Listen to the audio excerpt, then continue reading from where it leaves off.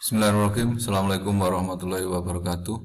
Jumpa lagi kita dalam materi pembelajaran agama Islam. Sebelum kita memulai materi ini, marilah bersama-sama kita mengucap basmalah bersama-sama. Bismillahirrahmanirrahim. Pada pertemuan kali ini kita masih membahas materi bab 3. Kemarin kita sudah membahas mengenai pribadi yang unggul. Pada kesempatan ini kita membahas tentang jujur, santun, dan malu. Jujur dilihat dari segi bahasa adalah mengakui, berkata, ataupun memberi suatu informasi yang sesuai dengan apa yang benar-benar terjadi atau sesuai kenyataan.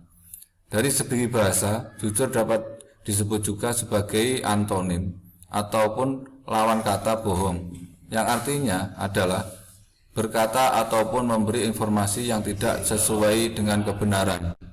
Seseorang disebut jujur apabila berkata apa adanya dan sesuai kenyataan.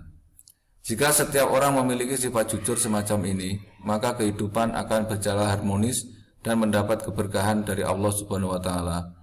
Jika kecurangan dan dusta merajalela, maka akan terjadi kehancuran dan malapetaka.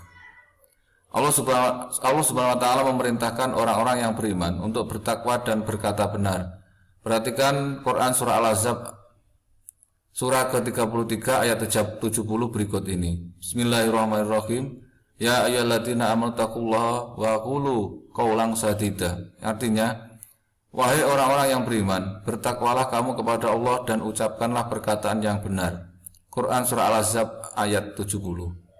Berikut ini manfaat bersikap jujur.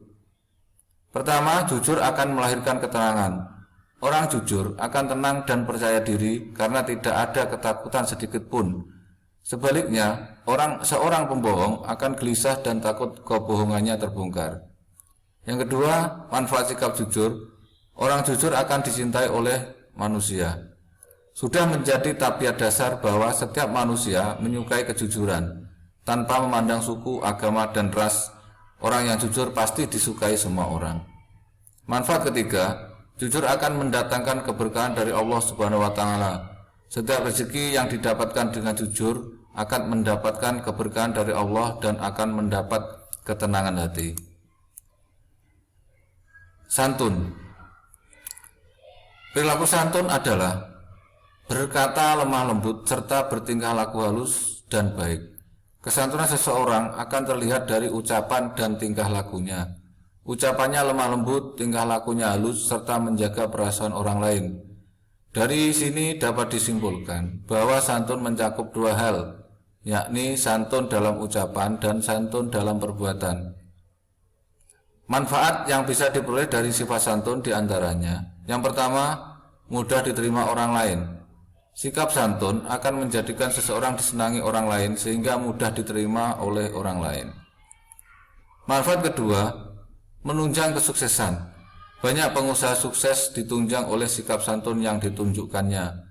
Pembeli, pelanggan, karyawan, dan rekan sejawat akan senang bergaul dengannya. Relasi atau teman bisnisnya bertambah banyak sehingga akan menambah kesuksesannya. Manfaat ketiga, dicintai Allah Subhanahu wa taala dan Rasulnya. Allah Subhanahu wa taala mencintai hambanya yang memiliki sikap santun. Rasulullah SAW juga demikian. Bahkan beliau juga memiliki sikap lemah lembut dan santun yang luar biasa. Sifat yang ketiga yaitu malu. Sikap malu adalah menahan diri dari perbuatan jelek, kotor, tercela, dan hina. Sifat malu itu terkadang merupakan sifat bawaan dan juga bisa merupakan hasil latihan. Namun demikian, untuk menumbuhkan rasa malu pada kita perlu usaha, niat, ilmu, serta pembiasaan. Rasa malu merupakan bagian dari iman karena dapat mendorong seseorang untuk melakukan kebaikan dan mencegah dari kemaksiatan. Manfaat dari sifat malu diantaranya, pertama, mencegah dari perbuatan tercela. Seseorang yang memiliki sifat malu akan berusaha sekuat tenaga menghindari perbuatan tercela, sebab ia takut kepada Allah Subhanahu wa taala. Manfaat kedua, mendorong berbuat kebaikan. Rasa malu kepada Allah Subhanahu wa taala akan mendorong seseorang berbuat kebaikan, sebab ia tahu bahwa setiap perbuatan manusia akan dibalas oleh Allah Subhanahu wa taala di akhirat kelak. Manfaat yang ketiga, mengantarkan seseorang menuju jalan yang diridhoi Allah Subhanahu wa taala. Orang-orang yang memiliki rasa malu akan senantiasa melaksanakan perintah Allah Subhanahu wa taala dan menjauhi semua larangannya. Jadi kalian adalah calon pemimpin bangsa di masa depan. Bangsa kita membutuhkan seorang pemimpin yang berakhlak mulia, jujur, santun, dan malu. Seorang pemimpin harus menjadi teladan bagi rakyatnya atau bawahannya.